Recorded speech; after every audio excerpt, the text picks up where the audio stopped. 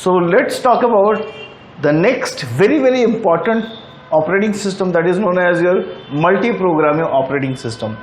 Why it is known as multi-programming operating system? Because see, the first point, several jobs or processes are executed by CPU. That means in ready queue, I'm explaining here, in ready queue, suppose I'm having 4 processor, P1, P2, process not processor, P3 and P4, and all of them are requesting for CPU for execution, right? Okay, so why it is known as multi-programming? Because all of these processes are submitted to RAM. Fine. Okay, so what does it happens? Suppose first of all CPU takes P1 to execute, and it will not execute completely, right? Why it is not execute completely? Because when it will execute completely, then other resource will sit idle. So what it does कि ये CPU इस process P1 का छोटा सा part को execute करके IO task के होने के लिए वो भेज देगा. किसी भी प्रोसेस के एग्जीक्यूशन में हमेशा 2 चीजों का होना बहुत जरूरी होता है. एक तो होता है CPU यूटिलाइजेशन या CPU बस्ट. CPU बस्ट कहने का मतलब क्या होता है कि उस पर्टिकुलर प्रोसेस को CPU अवेल करके एग्जीक्यूट कर रहा है, पहली चीज. और दूसरा होता है IO बस्ट. ये चीजें मैं अलग से जब मैं प्रोसेस मैनेजमेंट जब मैं पढ़ाऊंगा तो इसको मैं डिटेल में मैं बताऊंगा. तो अभी के लिए आप सिर्फ इतना समझें कि कोई भी CPU P1 को कुछ देर के लिए एग्जीक्यूट करके बाकी वो IO टास्क के होने के लिए वो IO के पास भेज देगा, right?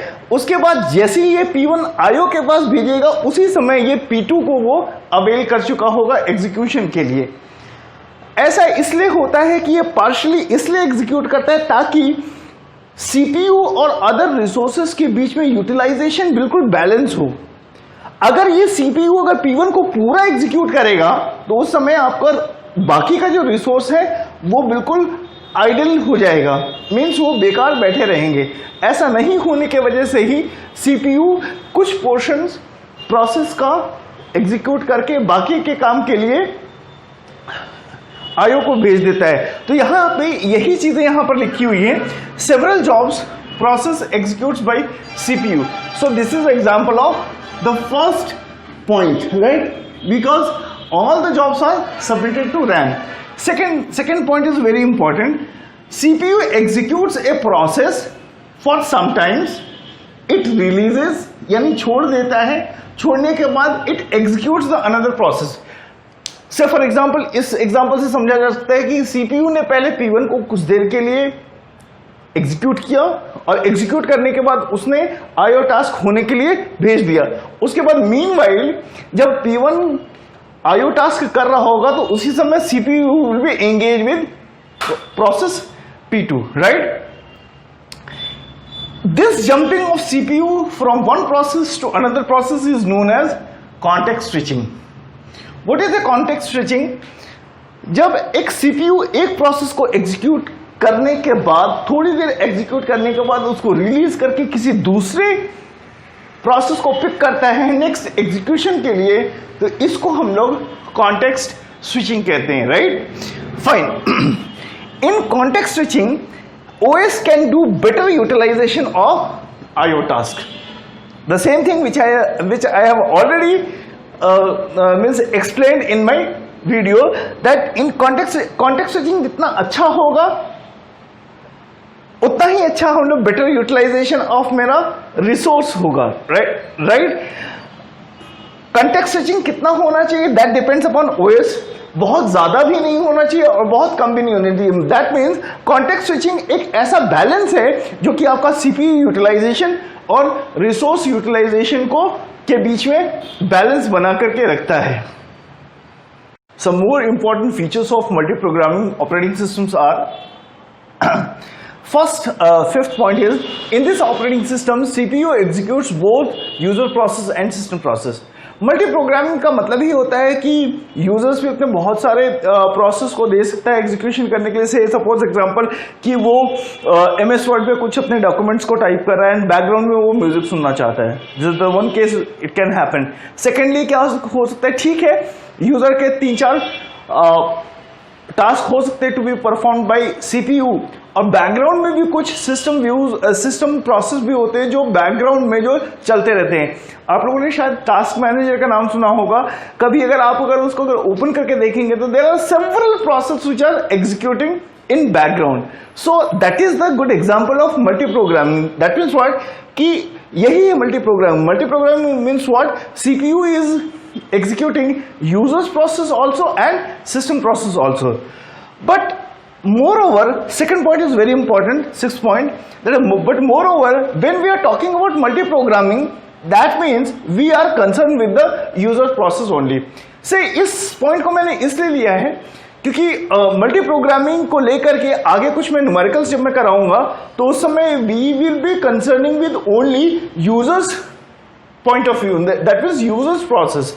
We will not going to take the consideration of system process. That is why here it has been written that कि मल्टी प्रोग्रामिंग में जो भी हम लोग आगे की जो बात करेंगे वो अभी हम लोग मेनली हम लोग यूजर्स के प्रोसेस को लेकर के बात करेंगे, right. Third is very important, इसको पहले मैं डिक्टेट कर देता हूं, then I will explain you. If your process is terminated after completion of execution, भाई CPU ने एक प्रोसेस को लिया, थोड़ा एग्जीक्यूट किया, उसको छोड़ा, फिर किसी और को एग्जीक्यूट किया, थोड़ा छोड़ा, तो ऐसे करने के बाद रिपीटेडली एक समय ऐसा आएगा कि धीरे धीरे प्रोसेस का एग्जीक्यूशन कंप्लीट हो जाएगा, है ना। पार्शियल एग्जीक्यूशन भी हो रहा है तो भी एक समय आएगा कि बार बार करने पे हमारा एक जो प्रोसेस है वो हमारा कंप्लीटली वो हमारा एग्जीक्यूट होकर के वो खत्म हो जाएगा।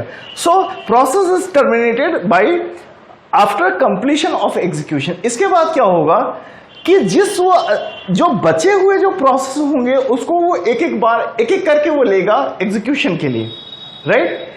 लेकिन इसमें एक चीज है कि जहां पे उसने पहले छोड़ा था जिस प्रोसेस को वो वहीं से स्टार्ट करेगा। सिर्फ फॉर एग्जांपल इसको मैं इस तरीके से समझाता हूं, हालांकि मैं न्यूमेरिकल में इसको लूंगा, मैं इसको मिटा करके मैं एक तरीके से यहां सपोज CPU के पास 3 जॉब्स हुए, P1, P2, P3, right. First time में, और सपोज मान लिया जाए कि इसको P1 को कंप्लीट होने में 10 यूनिट्स की जरूरत पड़ती है, इसको 20 यूनिट्स की जरूरत पड़ती है और इसको सपोज 15 यूनिट्स की जरूरत पड़ती है।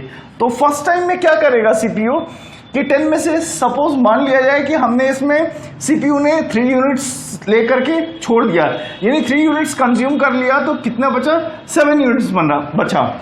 फिर 3 सेकेंड्स अगर इसको दिया, 3 यूनिट ऑफ टाइम अगर इसको दिया तो से सपोज ये 17 बचा, और इसको अगर 3 यूनिट्स दिया या 4 सेकेंड्स दिया तो ये सपोज मान लीजिए कि ये 12 सेकेंड्स दिया।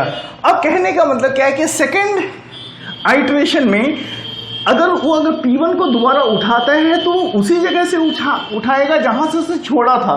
इट्स नॉट लाइक दैट कि P1 will again re execute, no, it's not like that.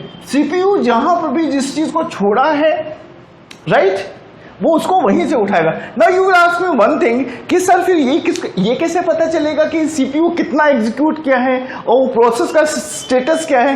ये सारी चीजें मैं धीरे धीरे आगे पढ़ाऊंगा जब मैं PCB के बारे में बताऊंगा, राइट।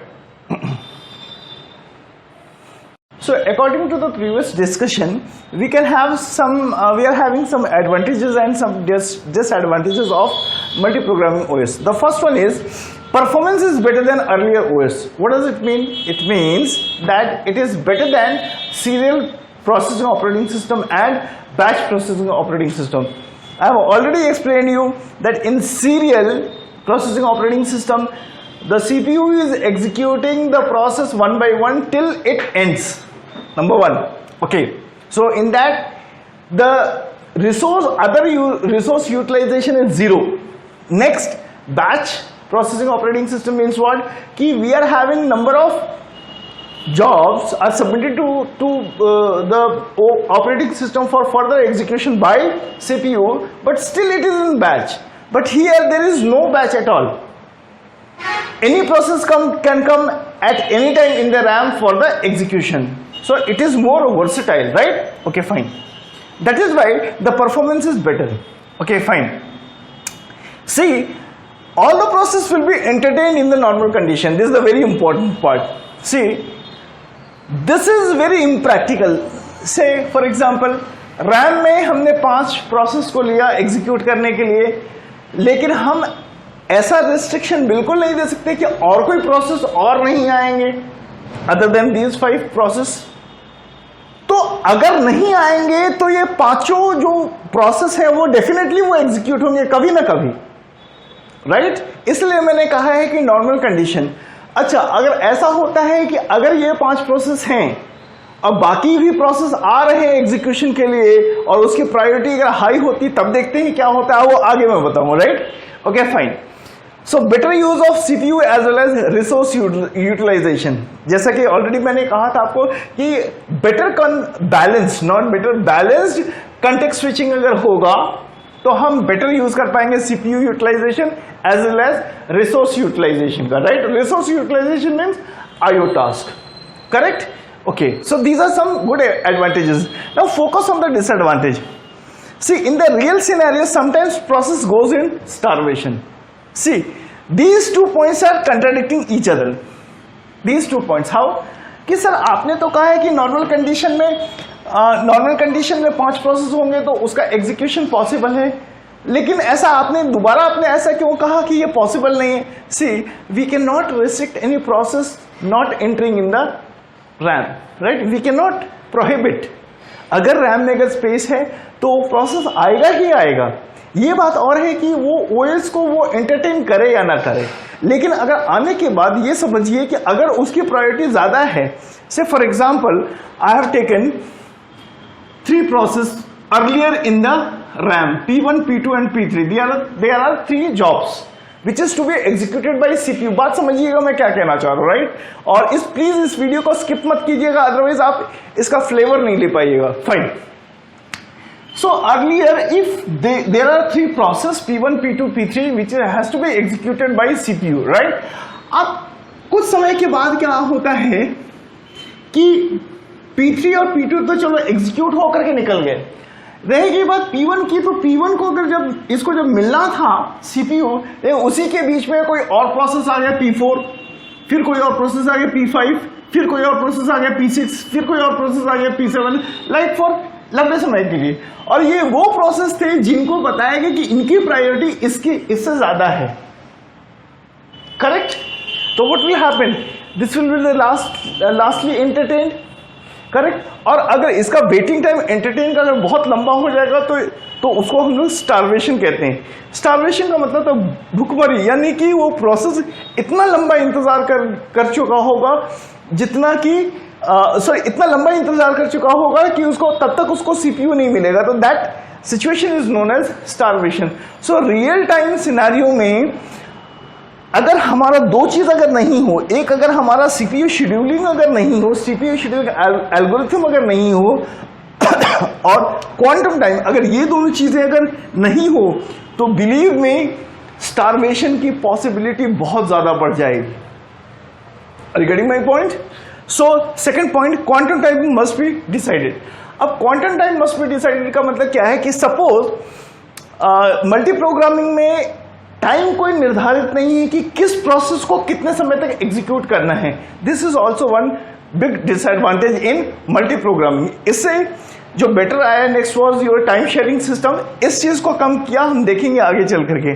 और दूसरी सबसे बड़ी बात है कि ये जितने भी प्रोसेस हैं इसका कोई एक प्लानिंग होना चाहिए कि ये सारे के सारे प्रोसेस आके किस एल्गोरिथम को यूज करके एग्जीक्यूट होंगे. अदरवाइज ऐसा ना हो कि भाई इन 3 में से बाकी के सारे प्रोसेस एग्जीक्यूट हो रहे हैं और P1 हमेशा बच जा रहा है, तो ऐसा भी नहीं होना चाहिए. So these are some disadvantages और उस समय फेस किया गया था when multi programming OS has been designed. उसके बाद ये सारे कॉन्सिक्वेंसेस आ रहे थे जिसके वजह से आगे चल करके इस मल्टी प्रोग्रामिंग ओएस को अपग्रेड किया गया, इंप्रूव किया गया, जिसको हमने कहा टाइम शेयरिंग सिस्टम्स.